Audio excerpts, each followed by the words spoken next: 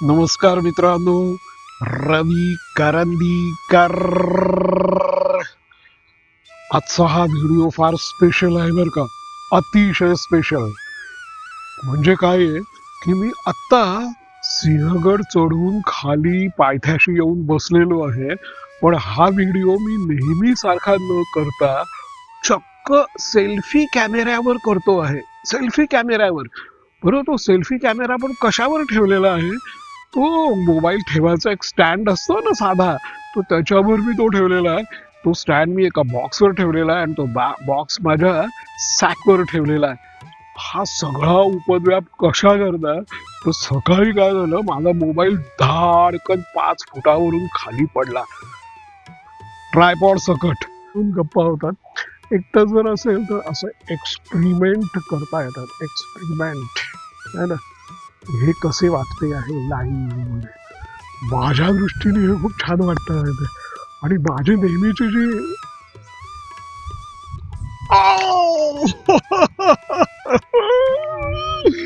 Oh my God, oh my God.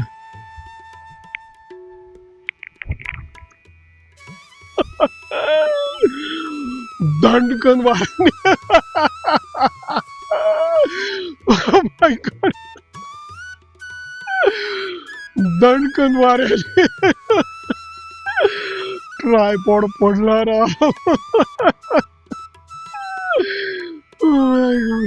कसला दणकन. पहिलं म्हणत आलं की फुटला बहुतेक. माझा माझा गुगल पिक्सेल 8A बहुतेक फुटला. मी बघतोय कुठे फुटला का वगैरे, पण नाही, फुटलेला नाही आहे. मोबाईल होल्डर होता ना, तर त्याचं जे टोक असं मोबाईलच्या बाहेर आलेलं होतं, तर ते तुटलं. पण मोबाईल व्यवस्थित राहिला. पण आता प्रॉब्लेम असा झाला की मोबाईल होल्डर नाही तर व्हिडिओ कसा करायचा. मोबाईल होल्डर नाही तर व्हिडिओ कसा करायचा असा मला प्रश्न पडला. पण मी म्हटलं, अरे वा, हा जो प्रॉब्लेम मला आज फेस करायला लागतोय हीच एक संधी आहे.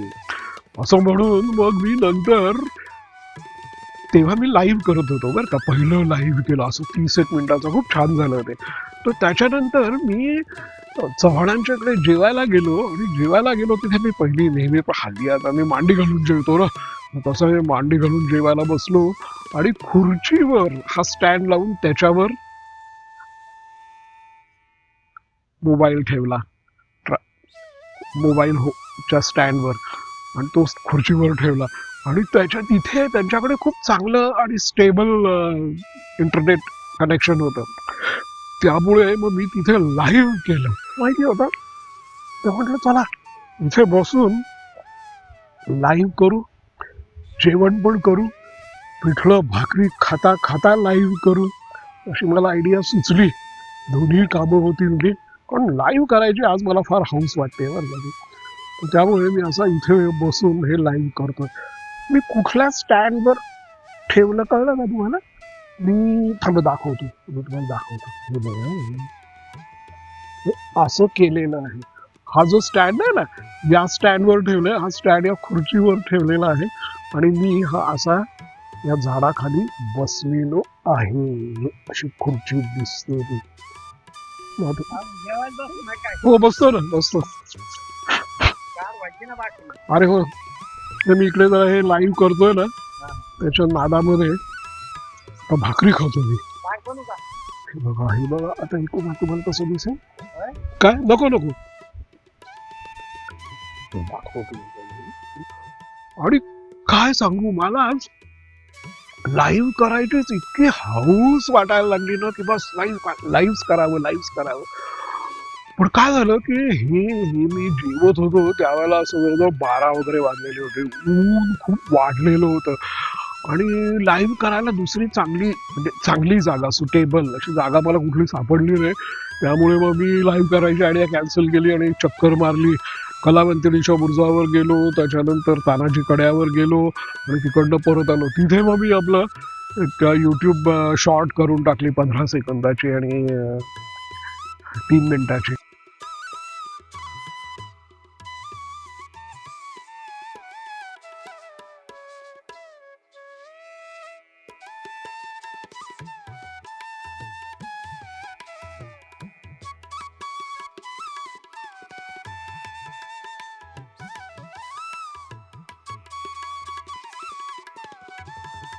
पाहिजे. आणि मग काय, मग तोपर्यंत माझा मोबाईल ट्रेन झालेला. मग मुजुबल्यांच्याकडे येऊन मी तो चार्ज केला. चार्ज होईपर्यंत चहा प्यायलो. कारण काय की काहीही झालं तरी खाली उतरल्यानंतर आजच्या दिवसाचा आढावा घेणारा व्हिडिओ करायचाच.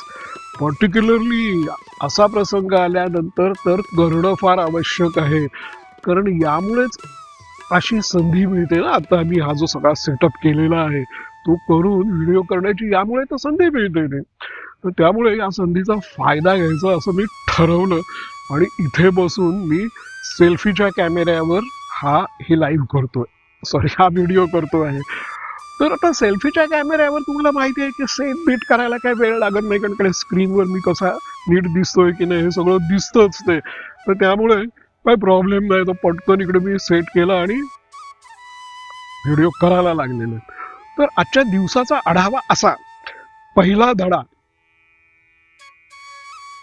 शेपटी कुठं आहे? आज सिंहगड चढताना मला काही सिनियर सिटीजन्स भेटले. त्यांच्याबरोबर मी सेल्फी काढली, मी त्यांचा फोटो काढला. तर त्यावेळेला गडावर येण्याबद्दल ते दर बुधवारी येतात आणि बुधवारी नाही आले तर शुक्रवारी नक्की येतात. तर ही कन्सिस्टन्सी ठेवण्याचं कारण काय, इतका आग्रह का की आठवड्यातून एकदा यायचंच? ह्याचं उत्तर त्यांनी काय दिलं माहितीये का? शेपटी कुठं आहे? आम्ही एकमेकांना एवढंच विचारतो की अरे शेपटी कुठं आहे. शेपटी कुठं आहे म्हणजे काय की if you don't use it you lose it. आपण शेपटी वापरणं बंद केलं म्हणून आपली शेपटी जळून गेली, हे लक्षात ठेवलं पाहिजे. तर त्यामुळे if we don't use it we lose it. तर त्यामुळे येत राहायला पाहिजे. तर त्यांचं मोटिवेशनचं हे वाक्य आहे की शेपटी कुठं आहे. खरं आहे ना, खरं आहे ना. अरे काय, तसंही आपलं डेली लाईफ मध्ये चालणं खूप कमी झालेलं आहे ना. 2 व्हीलर 4 व्हीलर बस मेट्रो काय म्हणजे, त्यामुळे चालणं तसंही कमी झालंय. आणि समजा चाललो तर अशा सिमेंटच्या गुळगुळीत सरफेसवर आहे ना, रफ सरफेसवर चालण्याची एकच संधी मिळते सिंहगडवर येतो तेव्हा. आणि त्यामुळे जर आपण आठवड्यातनं एकदा सिंहगडवर नाही आलो तर आपल्याला रफ सरफेसवर पहिली गोष्ट, दुसरी गोष्ट म्हणजे असं स्टीप क्लाइंब हे करताच येणार नाही. असं आपल्याला गड चढताच येणार नाही याची त्यांना जाणीव झालेली आहे. तर त्यामुळे ते एकमेकांना आठवण करून देतात की शेपटी कुठं आहे. मला शेपटी कुठं आहे ही आयडिया फार आवडली होती. ही पहिली गोष्ट झाली. दुसरी गोष्ट काय झाली, मी येताना पप्पू शेठला, म्हणजे त्यांचं सरबताचं दुकान आहे ना बेटावर, तर मी पप्पू शेठला विचारलं, पप्पू शेठ काय बिबट्याची काय खबर बात. तो पप्पू शेठ मला काय म्हणतात माहितीये का, काका तुम्ही नका काळजी करू, तो आपल्या ओळखीच्या लोकांना काही करत नाही. मी म्हटलं और म्हणजे काय, तो मला ओळखतो का? म्हणजे काय राव, तुम्ही नेहमी येता ना, तर त्यामुळे ओळखीच्या लोकांना तो काय करत नाही, तुम्ही काय चिंता करू नका. हा, ही आयडिया मला आवडली की बिबट्या ओळखीच्या लोकांना काहीही करत नाही. वा, त्यामुळे मला इतकं बरं वाटलं. निर्धास्त. पप्पू शेठना सगळं माहिती आहे बरं का, त्यांचं अख्खं आयुष्यच गेलेलं आहे सिंहगडावर, त्यामुळे त्यांना सगळं माहिती आहे. तर ही दुसरी गोष्ट झाली. दुसरी गोष्ट अशी झाली की अरे आता उतरताना बेटाच्या खाली मी जरा पाणी प्यायला थांबलो, तर दत्ताच्या इकडनं ना असा खूप हसण्या खिदळण्याचा आवाज आला. बघितलं ना तर 3 तरुण कॉलेजमधल्या मुली अशा हसत खेळत उतरत होत्या. मी पाणी पित होतो, त्या मला क्रॉस करून उतरायला लागल्या पुढे. पटकन आवरलं आणि बस मी त्यांच्या मागून मागून येत राहिलो. मध्ये काहीतरी त्या मला म्हणाल्या की आजोबा तुम्ही किती पटपट चालताय. अरे मी पटपट का चालतोय माहितीये का, मी तुमचा पाठलाग करतोय. तुमचं हसणं खिदळणं कानावर पडावं म्हणून मी पटपट चालतोय. असं हसत खिदळत सिंहगड उतरणं हा माझा आजचा पहिलाच अनुभव आहे. खूप मजा आली म्हणजे. कारण मी एक बघून ठेवलंय, असं कोणी हसतं खेळतं असेल ना, तर खिदळतं, तर नसेल तर गंभीर, मी न कळत असा गंभीर वगैरे व्हायला लागतो बरं का. आणि काही वेळेला बरं का, काही वेळेला उगीच असं जास्त सावधपणाने किंवा जास्त अवघडून किंवा जास्त बघून बघून असं चालायला लागण्याची शक्यता असते. पण हसत खेळत असेल ना कोणी, तर असं एकदम मजेत मजेत मजेत असं मी आज अगदी मजेत उतरून आलो होते. तर त्या मुलींना मी शेवटी खाली आल्यानंतर म्हटलं की थँक्यू, आज तुमच्यामुळे सिंहगड उतरायला खूप मजा आली रे. हे जे हसणं खिदळणं आहे ना, हे फक्त कॉलेजमधल्या तरुण मुलींना शक्य आहे. पण त्या पहिल्यांदा येत होत्या, त्या धडपडत होत्या, घसरत होत्या, पडत होत्या, पण एकतरी त्या हसत खिदळत उतरत होत्या. त्यांना असं बॅलन्स सांभाळता नाही आलं तर बूट टेकून हळूहळू उतरत होत्या. काही संकोच नव्हता, अशा मजेत उतरवत होत्या.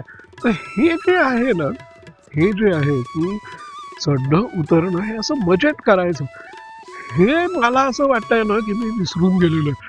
मी सिंहगड चढणं उतरणं जरा अति सिरियसली, आवश्यकतेपेक्षा जास्त सिरियसली, फारच गंभीरपणाने घेतो, ह्याची आज मला जाणीव झाली.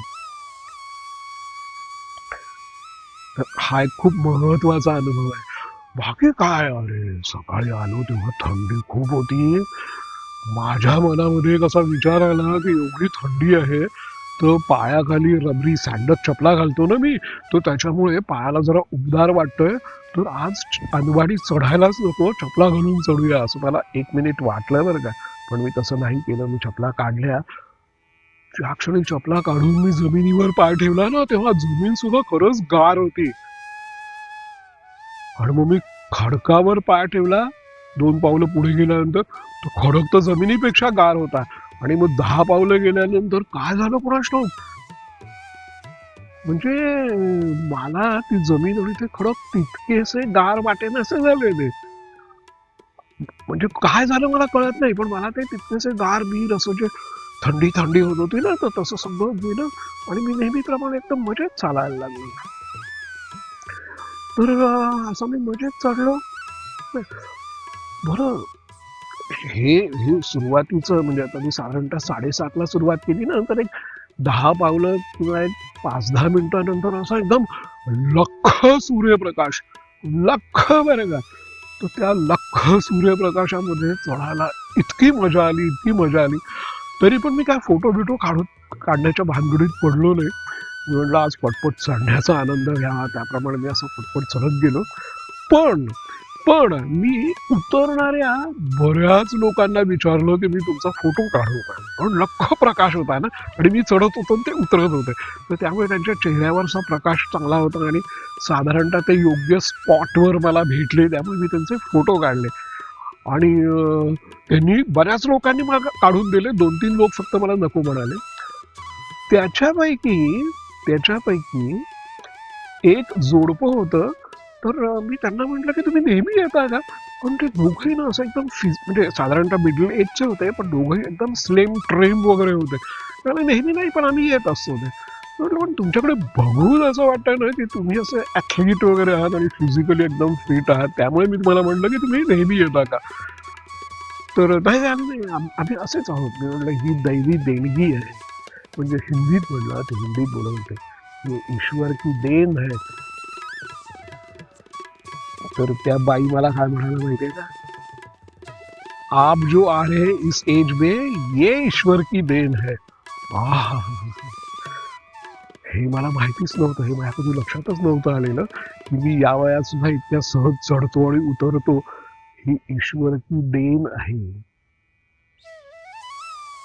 मला वाटलं सगळं माझ्याकडेच क्रेडिट आहे, पण तसं नाहीये. ही ईश्वर की देन आहे. हे मला त्यांच्यामुळे कळलं. I am blessed. मला खूप बरं वाटलं.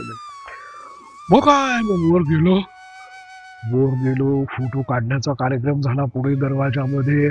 त्याच्यानंतर महत्वाची गोष्ट होती, मी मुजुमल्यांकडे चहा पिऊन पहिलं काय केलं ना, तर पहिलं लाईव्ह करायला सुरुवात केली. मागच्या वेळेपेक्षा जरा शेजारचं वेगळं पाराच्या खाली असं चांगलं लोकेशन मिळालं. ते स्पीड पण चांगला होता. तर ते खूपच रंगलं. मी 30 मिनिटं बोलत होतो. नमस्कार मित्रांनो, रवी करंदीकर. तो आणि ते लाईव्ह करत असताना मी नंतर असा तो स्टँड उचलून पारावर ठेवला आणि वाऱ्याच्या एका झुळकीने तो धाडकन खाली पडला आणि होल्डर तुटला. तर त्यावेळेला माझी अशी तयारी होती की आता सेल्फी स्टिकला लावून लाईव्ह करावं. बस त्यावेळेला मी असा लाईव्ह लाईव्ह लाईव्ह असं मला झालेलं होतं. मला लाईव्हच्या उकळ्या फुटत होत्या, पण होल्डर नाही म्हणल्यानंतर मला थोडा भ्रमनिराश झाला. पण मग लगेच मी म्हटलं की ही एक संधी मिळालेली आहे आपल्याला. तर मग त्याप्रमाणे मी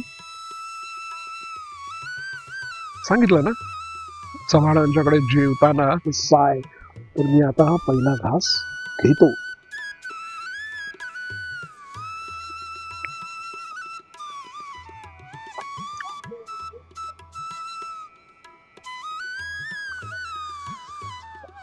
सिंहगडावर लोकांच्या बंगल्यासमोर चव्हाणांचं काय चव आहे.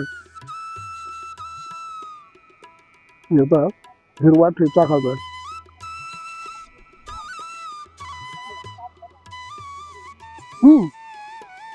मी मांडी घालून बसलेलो आहे आणि खातोय.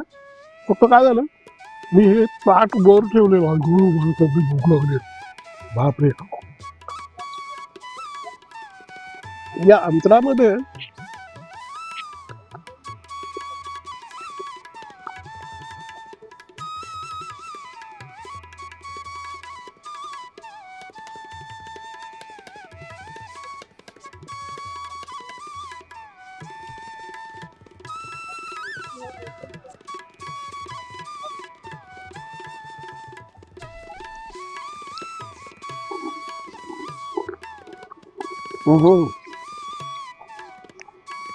भाजी पण गार झाल्यात, कुरकुरीत आहेत.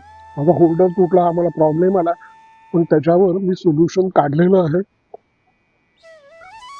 बेसिकली या लाईनचा उद्देश तोच होता की असे प्रसंग येतात तर त्यावेळेला आपण गडबडून न जाता काहीतरी क्रिएटिव्ह सोल्युशन करून आपल्याला जे करायचं आहे ते करूया, ते करावं. ते मी केलेला हा उद्देश आहे. त्यामुळे मी आता हे लाईव्ह बंद करतो आणि पिठलं भाकरी आणि कांदा भज्यावर ताव मारतो. Okay, bye. आणि आत्ता मी खाली आल्यानंतर सुद्धा असं लाईव्ह करतो आहे. आणि एकंदरीत हा व्हिडिओ चांगला झाला असं मला वाटतंय बरं का. म्हणजे आता काय माहितीये का की जरी मी सेल्फी कॅमेऱ्यावर शूट करत असलो तरी मी स्क्रीनकडे बघत नाही बरं का. माझी जी नजर आहे ना ती सेल्फी कॅमेऱ्याकडे आहे.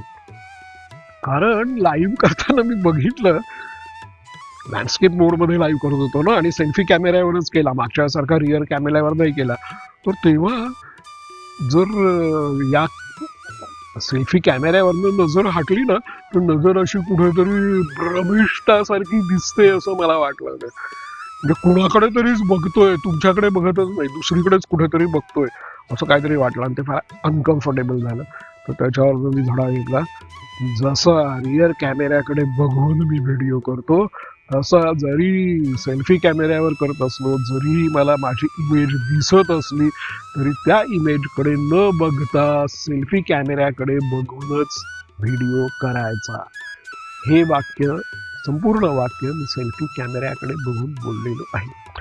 तर चला निघतो, बाय, मजा आली. काही म्हणा, आठवड्यातनं एकदा सिंहगडावर यावं आणि कायम स्वतःला विचारत राहावं, शेपटी कुठे गेली.